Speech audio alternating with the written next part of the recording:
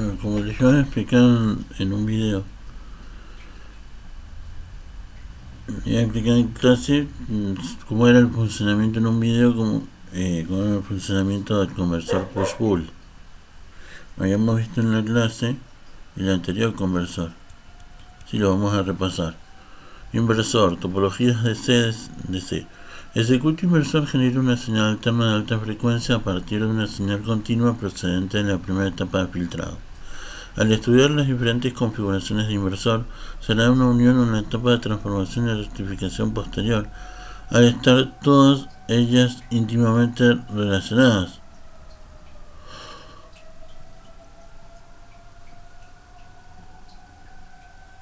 Se habla entonces de conversores de C, ya que tanto la entrada como la salida son en continua, en lugar de ser simplemente inversores. Se consideran a continuación las principales topologías de conversores de C con aislamiento para transformador, flyback, push-pull o en contrafase.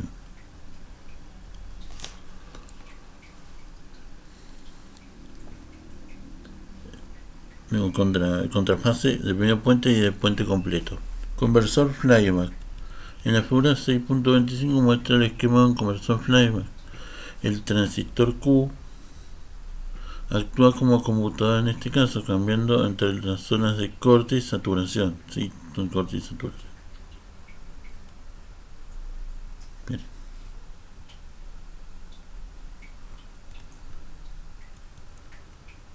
Cuando el transmisor Q se activa, el diodo 1 se activa, ¿sí?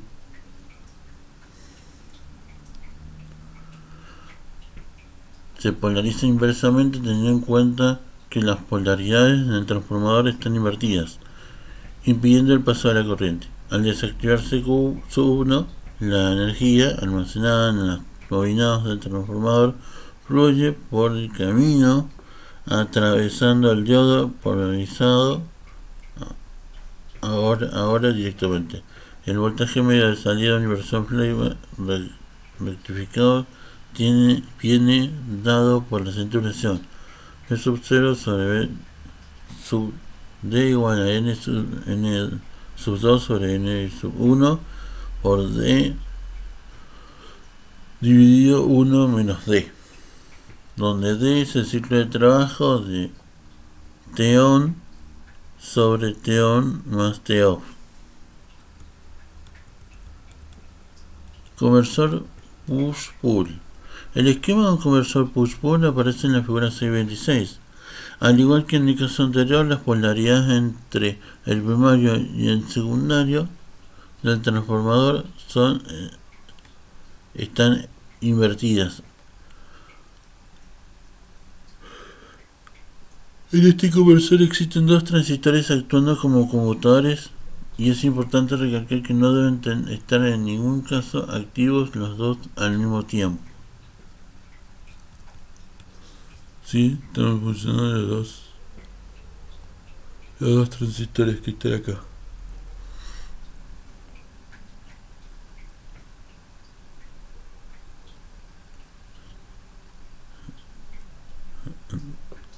Se activará Q1, posteriormente se activará Q2 y el resto del ciclo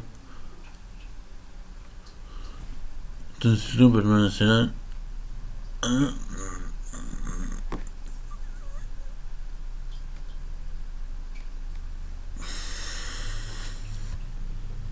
bueno. Entonces, ¿qué va a pasar? Se activará Q1, posteriormente se activará Q2 y el resto del ciclo permanecerán los dos activados. Es importante a la hora de diseñar el circuito de control del inversor, como se verá más adelante. Al activar Q1 de 1,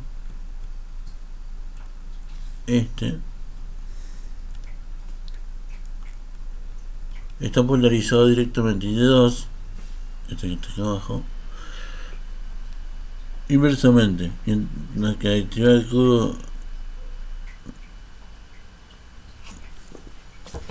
ocurre al activar Q1 el diodo 1 está polarizado directamente y D2 inversamente, mientras que al activar Q2 ocurre lo contrario. Cuando ambos transistores estén en corte, tanto D1 como D2 impedirán el paso de la corriente. En este momento, los D2 conectados en paralelo con los transistores se vuelven necesarios para proporcionar un camino a la corriente de fuga del transformador. La relación de tensión se llama la relación de tensión entrada-salida, B sub 0 sobre B sobre D sub D igual a 2 por N sub 2 menos N sub 1 por D sub 0 menor a D menor a 0,5, donde D igual a un ton 1 sobre un ton 1 más un ton 2 o 1 T igual a T1 al cuadrado T1 T más T1 2 igual a más T es el ciclo de trabajo de los transmisores Q1 y Q2 y debe ser lógicamente menor a 0,5. Conversor de fuente de medio puente. En una conversación de medio puente, figura 6.27, los condensadores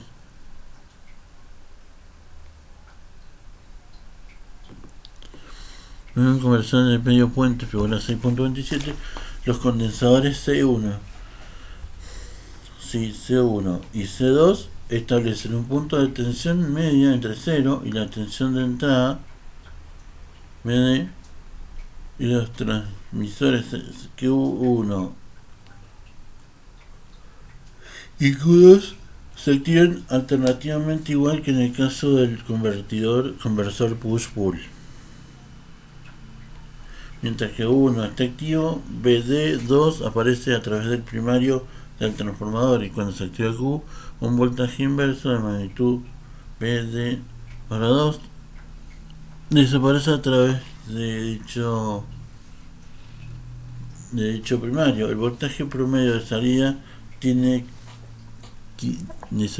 dado por la relación B sub 0 sobre BD igual a N al cubo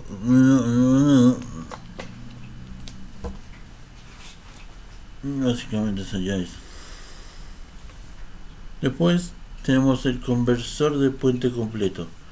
Un conversor de C a la de puente completo, como el mostrado en la figura C28, se requiere que los transmisores sean activos a pares, Q sub 1, Q sub 2 o Q sub 3, Q sub 4.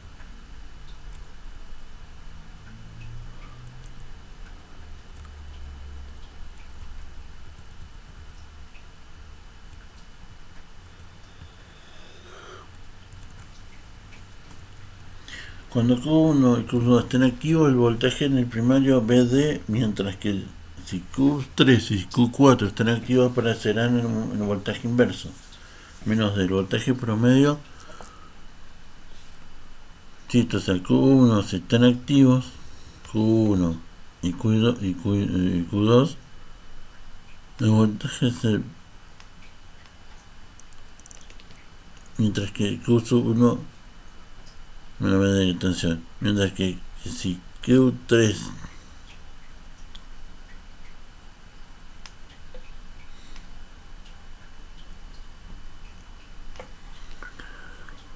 consumen tan activos, ¿sí? El voltaje primario será BD,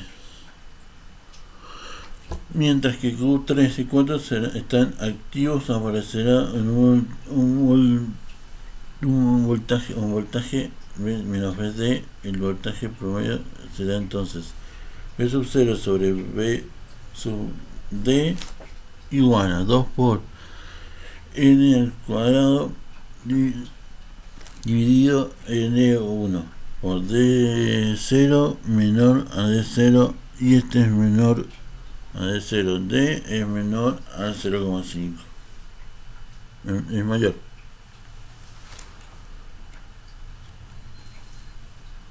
Una comparación entre los conversores de medio puente half bridge HB y puente completo full bridge FB muestra que para los últimos niveles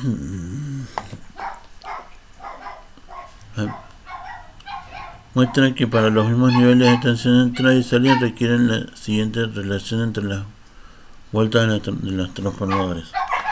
N2 menos N1 HB half bridge igual a 2 por N2 dividido N1 full bridge. Bueno, acá dice, haz notar indicando los tipos de conversores explicados en el capítulo 6 e indica sus principales diferencias. Control de inversor. Al estudiar las diferentes configuraciones de los conversores DC a DC, se ha visto que todos aquellos requieren la activación o desactivación de un determinado número de transistores funcionando en conmutación. Ahora se ve a analizar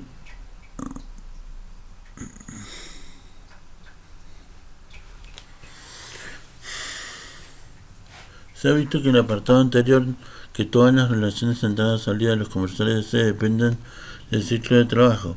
Parece lógico que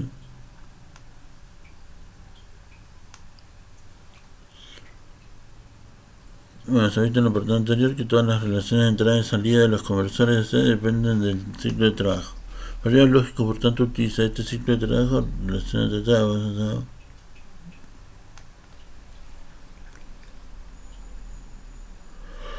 Parece lógico, por tanto, utilizar este ciclo de trabajo relacionado entre TO on y TO de los diferentes trayectorias para controlar el nivel de las señales de salida.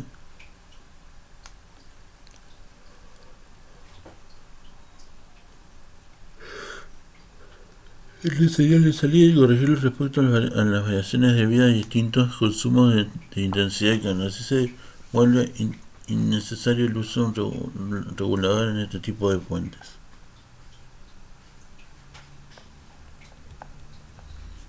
¿Sí? B sub 0 decía, B sub 0 real. Comparador, control de temperatura.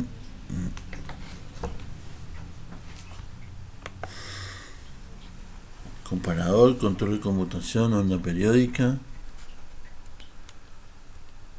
Funcionamiento básico de control en una fuente conmutada. En la figura 6.9 muestra cómo se realiza este control. Se genera una señal de B control amplificando el error. Esta es la diferencia entre la tensión de salida deseada y la obtenida la señal final de la puente. Esta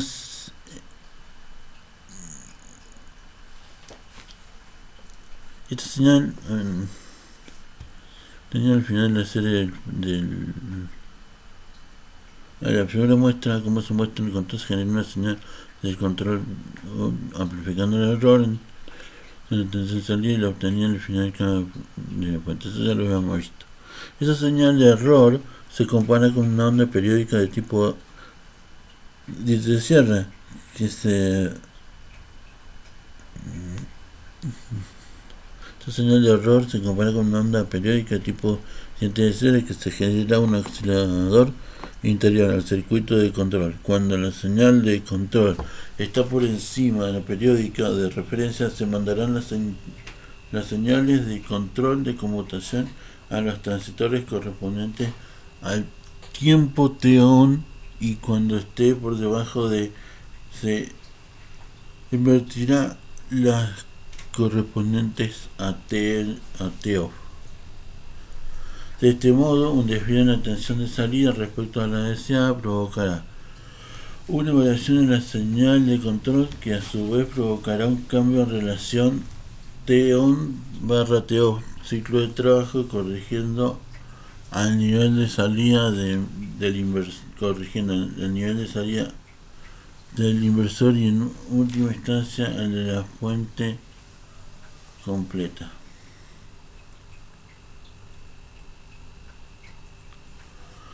Los puntos utilizados en los ordenadores actuales son siempre conmutados. Intenten averiguar qué tipo de conversor utilizan. Pues son conmutadas las fuentes de la...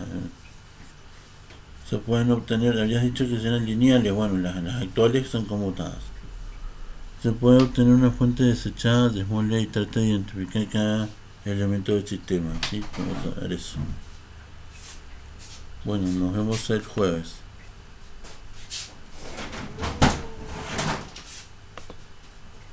No, si era lo que me hago.